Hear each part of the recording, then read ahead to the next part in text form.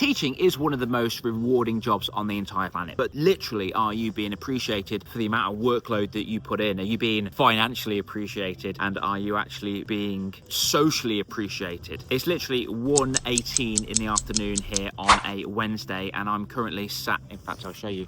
Look how cool this place is. It's really, really nice. There's actually nobody around. I'm going to order a little bit of lunch right now. I should actually be in school right now teaching biology. I think it was biology. I used to work in George Eliot School in Nuneaton, in sort of like the Midlands area. I'm sitting here kind of doing what I want, enjoying lunch, doing a little bit of admin, and I kind of reminisce on what my life was like as a teacher. And I really wish somebody told me how to look after my mental wellness, especially in a school environment. So today we're going to talk about 3 tips that you can do to help protect your mental wellness, the way that you feel, your thoughts. Tip number 1, have a mind recess or a mind break, whatever you want to call it. Do something that's completely different to what you're doing right now in the classroom. So you could be teaching, obviously if you're in the thick of it and you're teaching, that's great, but have a sip of water, have some of this cool stuff if you wanted to. Take a breath, look outside, have a random conversation with a student about space. Do something different, because occasionally if you're in the thick of it doing academia, you could go into mental fatigue, and that really burns out teachers. Number 2, boundaries. You need to have clear set boundaries, cut-off points where you're not going to reply to emails, and you're not going to mark books, you're not going to plan lessons, you're going to use your PPA time to do that. And when you actually go home, you actually be a parent, you actually be a wife, you actually be a husband. You don't be a teacher at home, babe, I can't wait for the kids to go to bed so I can actually get this marking done. Yes, somebody's literally said that to me before. And can you believe this too? I was speaking to this teacher just here. She's amazing. And she said every single teacher had to stand up whilst they're teaching a lesson. They weren't allowed to sit down, and he used to patrol the corridors to make sure they weren't sitting down. And this takes the biscuit. This is true, by the way. He actually used the budget in the school to buy himself a nice couch, and he said this out loud for when he feels exhausted and he wants to have a nap in his office, and nobody is allowed to be anywhere near his office. Yes, there are actual narcissistic, arrogant,